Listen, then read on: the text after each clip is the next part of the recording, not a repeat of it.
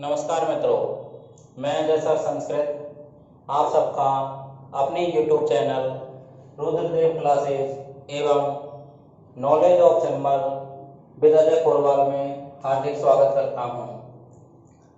जैसा कि आपको पता है कि हमारी संस्कृत व्याकरण की सीरीज चल रही है, उसमें हम 3 क्लास ऑलरेडी पढ़ा चुके हैं और आज ये हमारी चौथी क्लास है जिसमें हम त्रिमुनि परिचय टॉपिक को लेकर के आए हैं। मुझे उम्मीद है कि आपको पिछली वाली सारी क्लासेज समझ में अच्छे से आई होंगी और हम इसी सीरीज में हम आगे की ओर बढ़ते हैं। तो सबसे पहले हम बात करते हैं त्रिमुनि, यानी व्याकरण शास्त्र में 2 प्रकार की परंपरा रही है। व्याकरण शास्त्र में कितने प्रकार की परंपरा रही है? 2 प्रकार की। एक तो रही है हमारी बृहस्पति, है ना, बृहस्पति परंपरा, और एक रही है हमारी माहेश्वरी परंपरा। माहेश्वरी परंपरा, तो माहेश्वरी परंपरा के अंतर्गत ही जो ये त्रिमुनि हैं वो आते हैं। माहेश्वरी परंपरा के अंतर्गत ही त्रिमुनि आते हैं। बृहस्पति परंपरा जो है थोड़ी कठिन हो जाती है और हमारे लौकिक जो व्याकरण है उसमें हम माहेश्वरी परंपरा के अंतर्गत ही पढ़ते हैं, जिसमें कि व्याकरण के त्रिमुनि बताए गए हैं। तो त्रिमुनि कौन कौन से हैं? एक है हमारे पाणिनि, दूसरे कौन है? कात्यायन, या उनका दूसरा नाम क्या है? वरुचि, और तीसरे हैं हमारे पतंजलि। तो इन तीनों की रचना जो है पाणिनि, है ना जी, कात्यायन या वरुचि, और तीसरे हैं हमारे पतंजलि, है ना जी। इनकी रचना है हमारी अष्टाध्यायी। कौन सी है? अष्टाध्यायी, अष्टाध्यायी। और इनकी है हमारी वार्तिकम, और इनकी है हमारी महावास्य।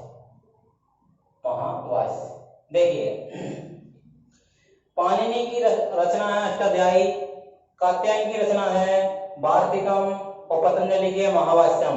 इन तीनों की रचना को ही व्याकरण की आधार स्तंभ माना गया है, यानी जो कुछ भी काम होगा व्याकरण वो इन तीनों की रचना के आधार पर ही होगा। तो पाणिनि जो है उनको सूत्रकार कहा गया है। क्या कहा गया है? सूत्रकार। अब सूत्रकार क्यों कहा गया है? आप ये बताइए मुझे कि जो नाटक की रचना करता है उसे क्या कहते हैं? क्या कहते हैं? नाटककार। क्या कहते हैं? नाटककार। जो लोहा बनाता है उसे क्या कहते हैं? लोहार, है ना। जो सूत्र बनाता है उन्हें क्या कहेंगे? सूत्रकार। तो ये अष्टाध्यायी में क्या थे? सूत्र थे। अष्टाध्यायी में क्या है? सूत्र। तो सूत्रों का निर्माण किया है, इसलिए इनको क्या कहा जाता है? सूत्रकार। इसके बाद कात्यायन ने वार्तिक का रचना की, तो इसलिए इनको क्या कहा गया है? वार्तिककार। क्या कहा गया है? वार्तिककार। इसी प्रकार से पतंजलि ने किसकी रचना की? भाष्य की। किसकी रचना की? भाष्य। और इसको क्या कहा गया है? भाष्यकार।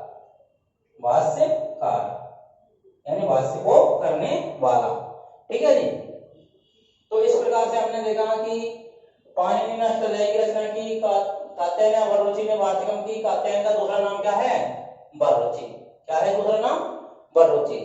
और पतंजलि की रचना है महावास्य। अब हम इनके बारे में देखते हैं कि सबसे पहले जो है पाणिनि मुनि हुए, उनका समय था 500 ईसा पूर्व।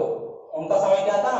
500 ईसा पूर्व। और इनका जन्म जो है वो कहाँ हुआ? सालातुर में। और सालातुर कहाँ है? लाहौर के समीप पाकिस्तान में। ठीक है जी। माता का नाम दाक्षी है इनकी का, और इनके पिता हैं पनिन, जिनके नाम पर ही इनका नाम क्या पड़ा? पाणिनि। ठीक है जी। तो हमने ये पाणिनि का थोड़ा सा परिचय पढ़ा। इनकी रचना है अष्टाध्यायी। क्या है? अष्टाध्यायी। यदि हम इसके संधि विच्छेद करें तो क्या हुआ? अष्टाध्यायी। अध्याय यानी अध्यायों वाली, अध्याय यानी अध्याय वाली। और कितने अध्यायों वाली? 8 अध्यायों वाली।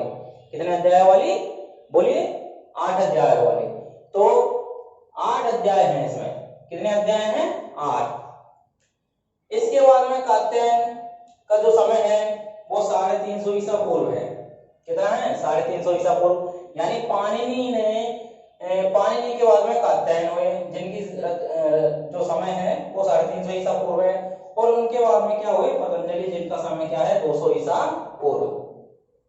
तो क्या हुआ कि जब पाणिनि ने व्याकरण की रचना की, अष्टाध्यायी किताब की रचना की, तो उसमें उन्होंने सूत्रों को लिखा।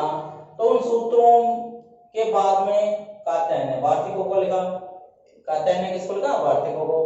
अब वार्तिकों को लिखा तो हमें क्या है कि जैसे पाणिनि की जो रचना है वो अष्टाध्यायी मिल जाती है, पतंजलि की जो रचना है वो महाभाष्य मिल जाती है, लेकिन कात्यायन की कोई भी रचना हमें एक जगह उपलब्ध नहीं है कि नहीं ये वार्तिकम कोई रचना है। ठीक है, उन्होंने वार्तिक लिखे हैं, लेकिन उन्होंने कहीं एक अपनी किताब नहीं है कि वार्तिक की ये किताब है, वहां पे हम कात्यायन के पूरे वार्तिकों को पढ़ सकते हैं। तो ये वार्तिक मिलेंगे कहाँ हमें? तो ये हमें पतंजलि की महाभाष्य में मिलेंगे। किसमें मिलेंगे? महाभाष्य में। कि जब अष्टाध्यायी में सूत्रों की रचना की तो सूत्रों में थोड़ी बहुत कमी रह गई है ना। हम इन वार्तिकों को अपवाद नहीं कह सकते। बहुत से बच्चे इनको अपवाद मान लेते हैं कि ये नियम नहीं लग रहा है और ये क्या अपवाद है, गलत बात। इनको अपवाद नहीं मानेंगे।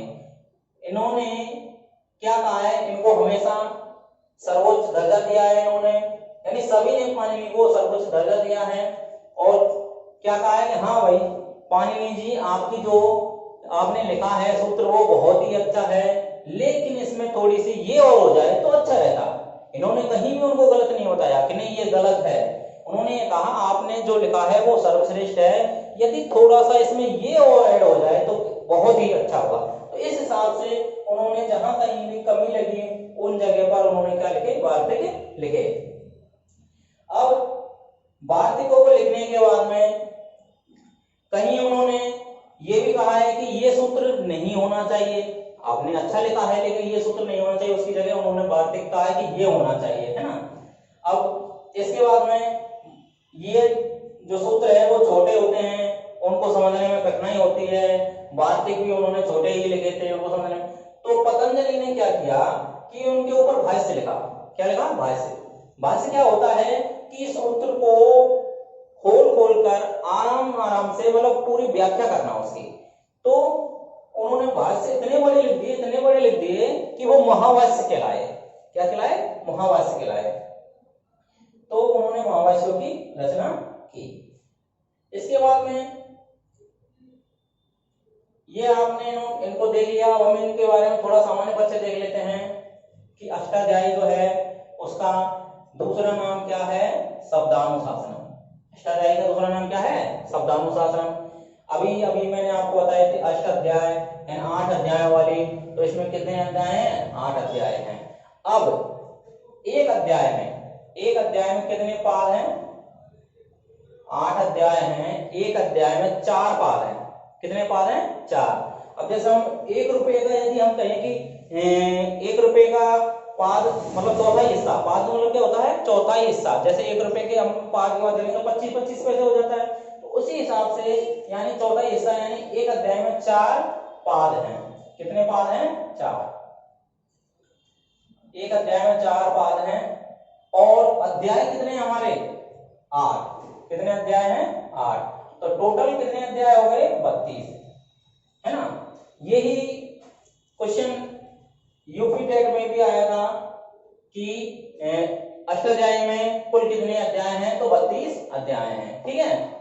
यदि इस क्वेश्चन को दूसरे फॉर्म में कर दिया जाए, इसको थोड़ा सा चेंज कर दिया जाए, जैसे आपने पूछ लिया जाए कि अष्टाध्यायी के प्रत्येक अध्याय में कितने पाद हैं, इस प्रकार से क्वेश्चन फ्रेम हो जाए कि अष्टाध्यायी के प्रत्येक अध्याय में कितने पाद, तो आंसर क्या होगा? क्या 32? नहीं नहीं नहीं नहीं, 32 नहीं होगा, आंसर होगा 4। कितना होगा? 4। क्योंकि प्रत्येक अध्याय की बात कर रहा है, यानी एक अध्याय की बात कर रहा है।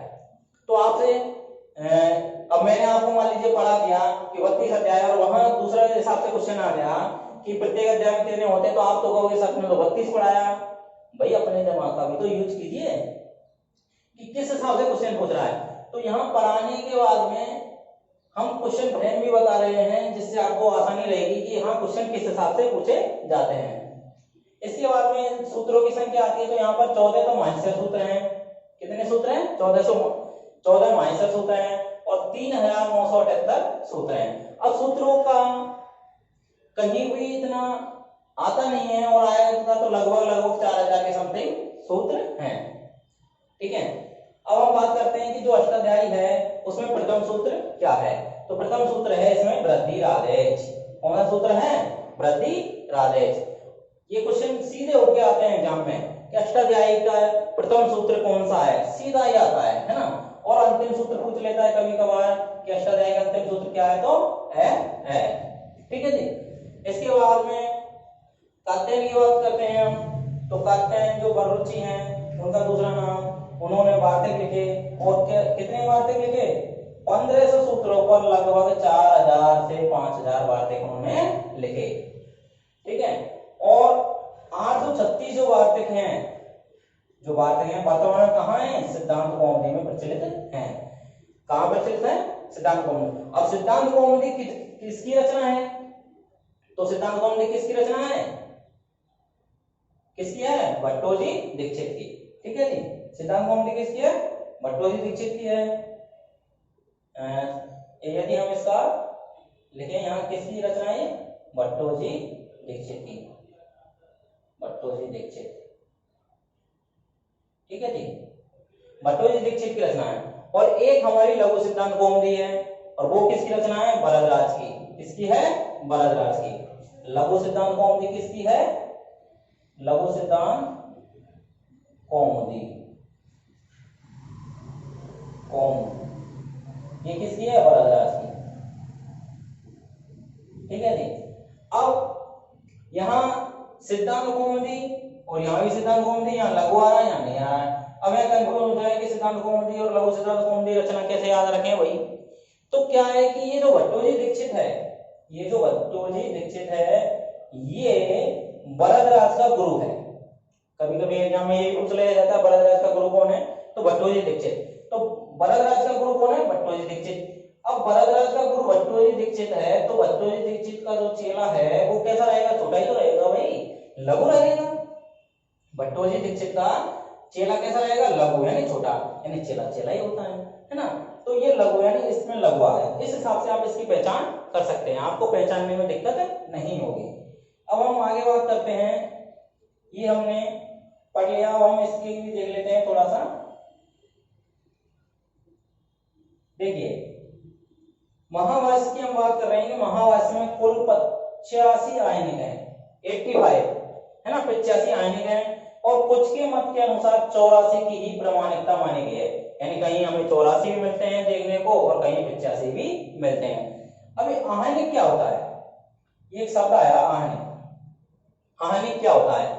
आयनिक होता है अहन यानी होता है दिन, अहन यानी दिन, यानी एक दिन में निवृत्त काम को आहानिक कहा गया। एक दिन में निवृत्त यानी पूरा किया गया काम को, जैसे दैनिक कहते हैं, दैनिक कहते हैं ना, दैनिक क्रियाकलाप यानी एक दिन में किए गए कार्य। इसी प्रकार आहानिक यानी एक दिन में किए गए, यानी भाष्य जो थे वो बहुत बड़े थे। अब बहुत बड़े थे तो एक सूत्र या दो सूत्र पर एक दिन में हो पाता था। तो इस प्रकार से उनको 84 से 85 दिन, यानी 84 या 85 दिन उनको लग गए। तो आहानिक को क्या कहा जाता है? एक दिन में किया गया कार्य। ठीक है, अब कभी कभी सीधा ही आ जाता है, क्या आ जाता है क्वेश्चन कि महाभाष्य किसमें विभक्त है, ऐसे आ जाता है अध्यायों में, आहानिक में, है ना, और वार्तिकों में। इस हिसाब से आपका यदि क्वेश्चन आ जाए तो आप उसमें क्या करोगे? आहानिक करोगे। ठीक है, क्या करोगे? आहानिक करोगे। तो इस हिसाब से हमने महाभाष्य को भी देख लिया। ठीक है जी, और हमने इनकी रचना को भी दे लिया। अब एक बात और देखिए कि ये दोनों जो हैं, इन दोनों के गुरु का नाम है उपवर्ष। क्या है इन दोनों के गुरु का नाम? उपवर्ष, यानी ये दोनों एक ही गुरु के शिष्य हैं। अब आपसे पूछ लिया जाए कि वार्तिक की रचना किसने की, या वार्तिककार कौन है? यदि ऑप्शन में आपके कात्यायन नहीं थे तो आप क्या करोगे? क्या करोगे? बररुचि। बिल्कुल सही, आप बररुचि के साथ में जाओगे। क्योंकि इसका दूसरा नाम क्या है, बररुचि। आपको यहाँ कंफ्यूज नहीं होना है। और बररुचि और बरगलाज में भी थोड़ा सा ध्यान रखेंगे, कहीं आप लघु सिद्धांत कौमुदी आए क्वेश्चन में और उसका आंसर आप बररुचि कर दो, ये भी आपको ध्यान रखना है। तो इस हिसाब से आज हमने त्रिमुनि की, हाँ जी एक चीज और रह गई, देखिए एक चीज और रह गई हमारे यहाँ पर, देखिए कि जो पतंजलि है उनका प्रमाण सर्वोत्तम माना गया है। उनका प्रमाण क्या माना गया, सर्वोत्तम। सूत्र है यथोत्तरम यथोत्तरम मुनीनाम मुनीनाम प्रमाण्यम। ठीक है जी, यथोत्तरम मुनीनाम प्रमाण्यम प्रामाण्यम। देखिए ये सूत्र क्या कहता है, यथोत्तरम मुनीनाम प्रामाण्यम, यानी यथोत्तरम यानी उत्तरोत्तरम कह सकते हैं, यथोत्तरम कह सकते हैं, यानी बाद वाले मुनीनाम यानी मुनि का ही, प्रामाण्य यानी प्रामाणिकता है। यानी सबसे पहले पाणिनि ने सूत्र लिखे है नी, इनके क्या आते हैं, हाँ भाई ठीक है अच्छा है, पाणिनि जी ने इनको सब सम्मान करते हैं, इन्होंने अच्छा लिखा। लेकिन जैसे ही कात्यायन ने बररुचि ने वार्तिक लिखे तो इनमें थोड़ा सा संशोधन किया उन्होंने, यानी थोड़ा सा जो कमी थी उनको दूर किया, तो फिर इनको प्रामाणिकता दी गई कि पाणिनि से ज्यादा प्रामाणिकता किसको दी गई, इनको। अब महाभाष्य जो लिखा पतंजलि ने, उन्होंने क्या किया कि इसमें और इसमें दोनों में यदि कहीं कमी रही तो उन्होंने और अच्छा सा उसमें सुधार कर दिया, तो दोनों में सुधार कर दिया। तो इसलिए जो अगर माना जाए कि प्रामाणिकता किस, मान लीजिए इन तीनों में से पूछ ले जाए कि किसके मत को प्रामाणिकता प्राप्त है ना, किसके मत को प्रामाणिक माना जाता है, तो आंसर क्या होगा, पतंजलि। क्या होगा, पतंजलि। आंसर क्या होगा आपका, पतंजलि। कि किसके मत को प्रामाणिक माना जाता है, तो पतंजलि। क्यों माना जाता है, ये सूत्र कह रहा है यथोत्तरम मुनीनाम प्रामाण्यम, यानी जो बाद वाले मुनि हैं उसी के मत को प्रमाण माना जाएगा। ठीक है जी, तो ये हमारा यहाँ पर त्रिमुनि परिचय समाप्त होता है। उम्मीद करता हूं आप सबको ये अच्छे से समझ में आया होगा और आप इसका स्क्रीनशॉट भी ले सकते हो। मैं अभी थोड़ी देर के लिए साइड करता हूं, आप इसका स्क्रीनशॉट ले लीजिए।